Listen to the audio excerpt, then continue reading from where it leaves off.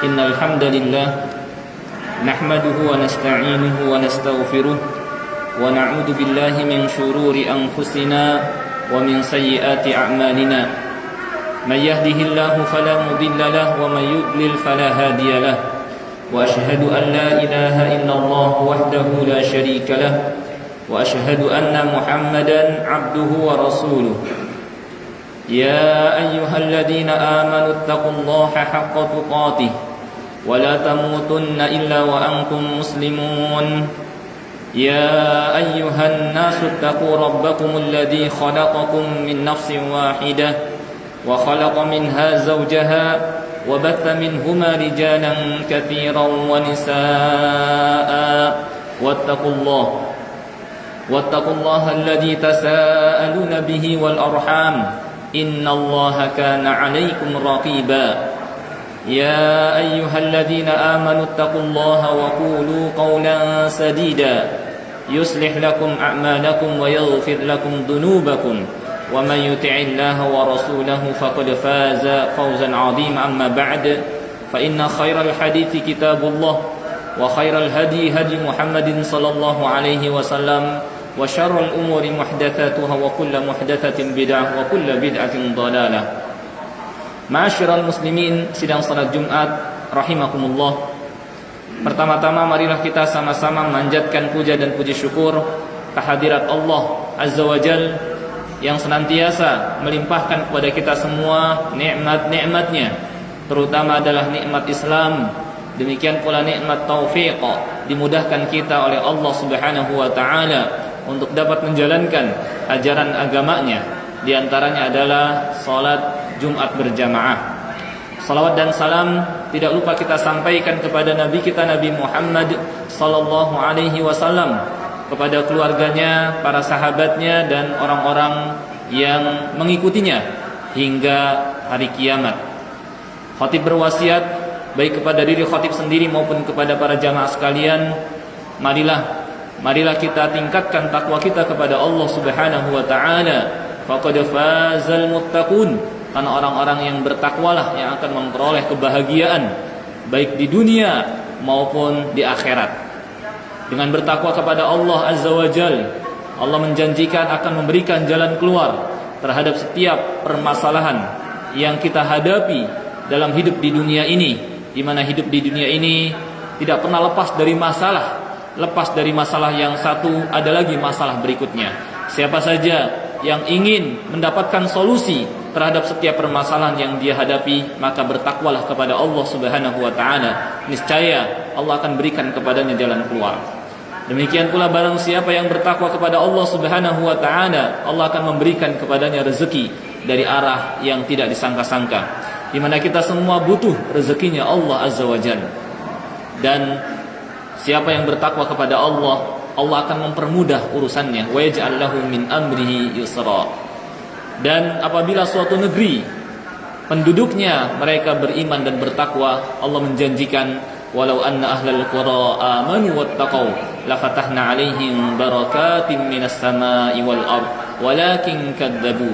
Kalau sekiranya penduduk suatu negeri mereka beriman dan bertakwa kepada Allah Azza wa Jalla, lafatahna 'alaihim barakatim minas sama'i wal ard, tentu kami akan bukakan untuk mereka pintu-pintu keberkahan dari langit dan dari bumi. Dari langit Allah Subhanahu wa taala turunkan hujan yang sesuai dengan kebutuhan bumi.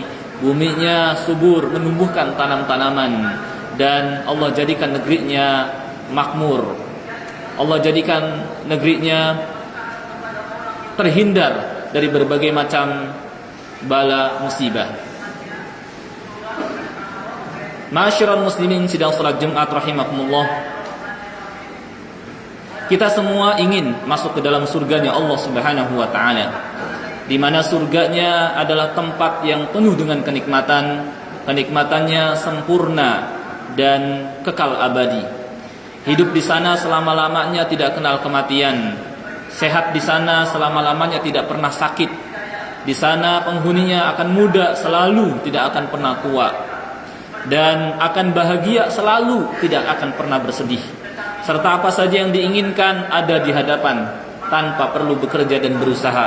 Tidak seperti di dunia, yang setelah kita hidup kita akan meninggalkannya, yang setelah kita menjalani masa muda akan tiba masa tua, dan ketika kita sedang senang-senangnya tiba-tiba tiba masanya kita bersedih. Di samping apa saja yang kita inginkan, kita harus bekerja dan berusaha. Terkadang kita memperolehnya dan terkadang tidak. Akan tapi sebagaimana firman Allah Subhanahu wa taala, bal tu'thirunal hayatad dunya. Kenyataannya manusia lebih mengutamakan kehidupan dunia yang seperti ini keadaannya. Sehingga dalam hidupnya sampai ada di antara manusia tidak menyempatkan diri beribadah kepada Allah Subhanahu wa taala hanya karena ingin mengejar dunia yang keadaannya seperti ini, yang sementara padahal akan ditinggalkan, dan melupakan kehidupan yang hakiki yang sebenarnya, yaitu akhirat. Ma'asyiral muslimin sedang salat Jumat rahimakumullah. Di tengah-tengah umat Nabi Muhammad sallallahu alaihi wasallam ada 70.000 orang yang akan masuk ke dalam surga Allah dengan mudah, tanpa ada hambatan dan rintangan. Mereka akan masuk ke dalam surga tanpa hisab dan tanpa azab, alias akan mudah masuk ke dalam surganya. Sebagaimana Nabi SAW suatu ketika pernah diperlihatkan kepada beliau Nabi berikut umatnya. Ketika itu ada Nabi Musa, berikut juga umatnya, dan nabi-nabi sebelumnya berikut juga umatnya. Dan kemudian diperlihatkan kepada beliau umat beliau yang begitu banyak. Kemudian disampaikan kepada beliau wa fihim, di tengah-tengah mereka ada 70.000 dari umat beliau yang akan masuk ke dalam surga tanpa hisab, tanpa azab, alias mudah gampang masuk ke dalam surganya, ya, tanpa banyak proses dan tanpa mampir ke dalam neraka. Kita semua tentu menginginkan demikian. Kemudian beliau sallallahu alaihi wasallam menyampaikan kepada para sahabat tentang hal tersebut. Ya, hanya saja beliau tidak menyebutkan siapa mereka dan cirinya ketika itu, sehingga hal ini menjadi perbincangan di tengah-tengah para sahabat. Di antara mereka ada yang berpendapat boleh jadi mereka adalah orang yang sejak kecil, ya, di atas Islam, ya, sampai meninggal sehingga tidak pernah berbuat syirik. Di antara mereka ada yang berpendapat boleh jadi mereka adalah orang-orang yang menemani Nabi SAW berjihad bersama beliau, dan pendapat-pendapat yang lain. Setelah pendapat-pendapat ini sampai ke telinga beliau, maka beliau SAW keluar ke tengah-tengah mereka dan menyampaikan bahwa mereka ini yang masuk ke dalam surganya Allah Azza wa Jal dengan mudah, tanpa hisab dan tanpa azab adalah humul ladina la yastarqun wa la yaqtun wa la yatatayyarun wa ala rabbihim yatawakkalun. Mereka adalah orang-orang yang tidak meminta ruqyah terhadap penyakit mereka, yakni mereka pasrah bersandar kepada Allah Subhanahu wa taala, atau mereka meruqyah sendiri dan tidak bergantung kepada orang lain. Wa la yaqtun, mereka juga tidak mengobati luka mereka dengan besi panas. Wala yatatayyarun, mereka juga tidak merasa sial dengan sesuatu, dengan bunyi burung kah, dengan tanggal tertentu, dengan hari tertentu, dengan bulan tertentu. Mereka tidak merasa sial dengan apapun.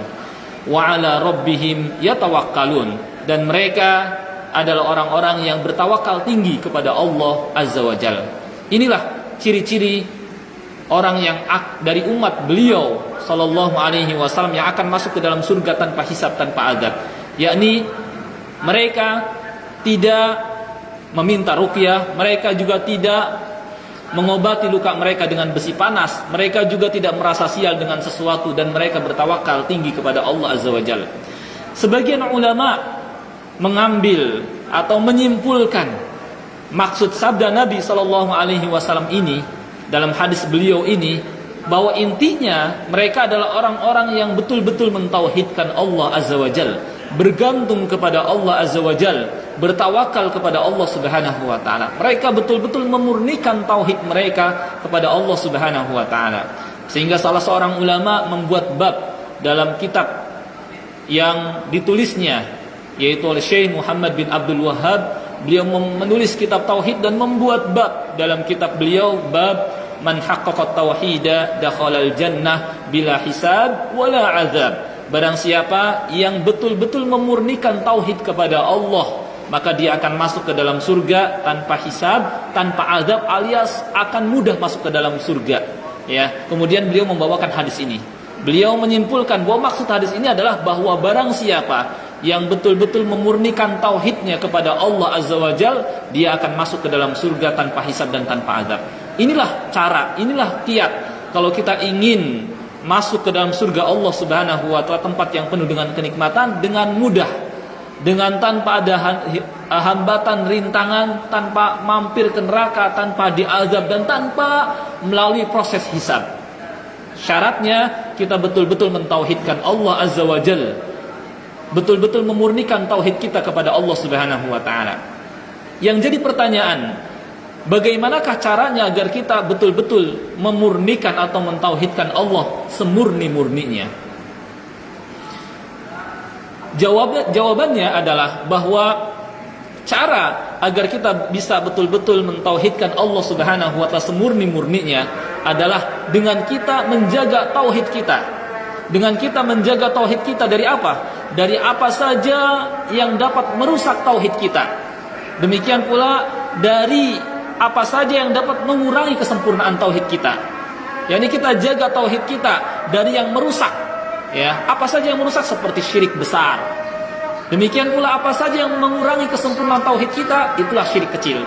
Ketika kita menjaga tauhid kita dari yang merusak tauhid kita berupa syirik besar, demikian pula kita menjaga tauhid kita dari yang mengurangi kesempurnaan tauhid kita berupa syirik kecil, barulah kita bisa dikatakan mentauhidkan Allah dengan semurni-murninya. Dengan begitu kita akan masuk ke dalam surga Allah Subhanahu wa Ta'ala dengan mudah, tanpa ada hambatan, tanpa ada rintangan. Aku qauli hadza wa astaghfirullahal azim li wa lakum.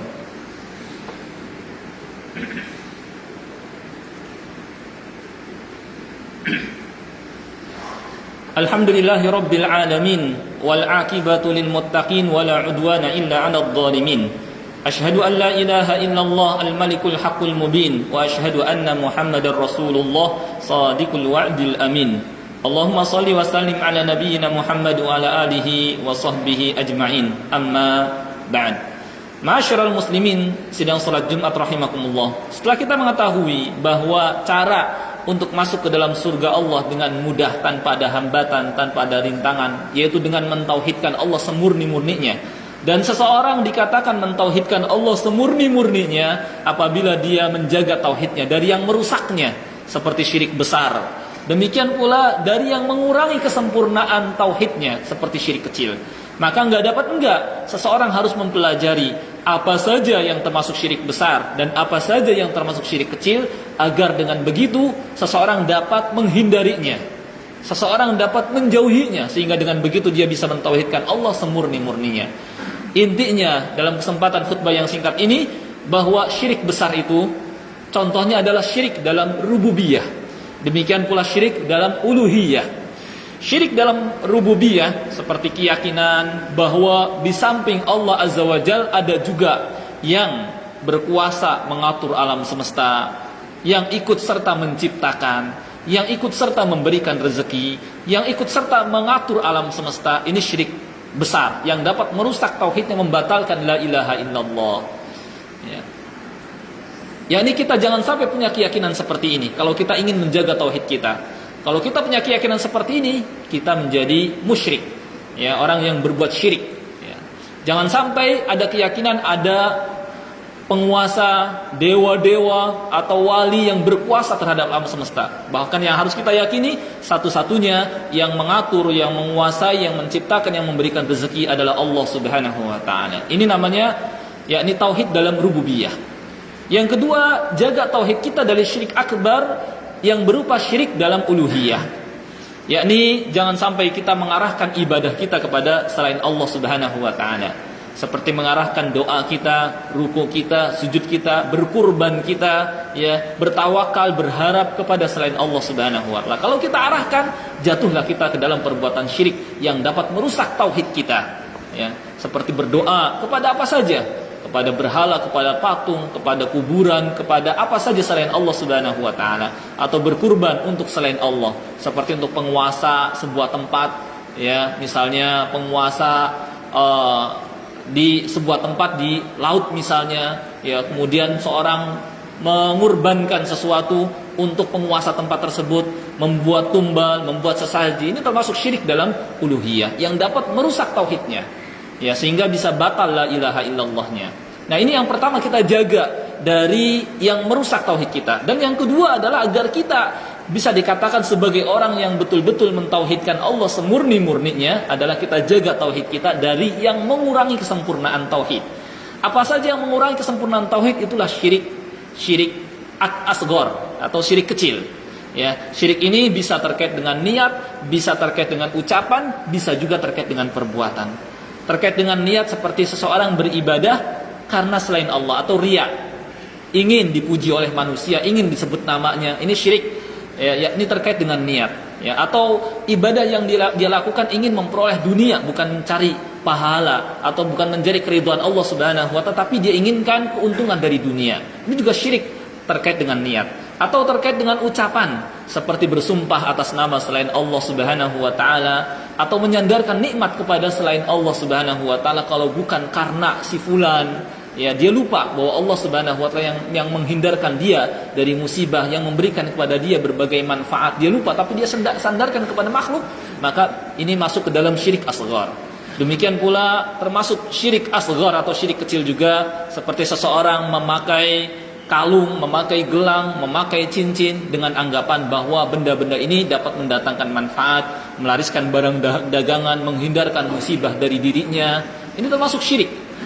Bisa menjadi syirik kecil dan bisa menjadi syirik besar. Bisa menjadi syirik kecil ketika berkeyakinan bahwa benda-benda ini hanya sebagai sebab. Dia katakan itu cuma sebab. Saya yakin yang mendatangkan manfaat, yang menghindarkan musibah adalah Allah Subhanahu wa taala. Cuma ini sebagai sebab saja supaya laris barang dagang. Kita katakan itu sama sekali bukan sebab.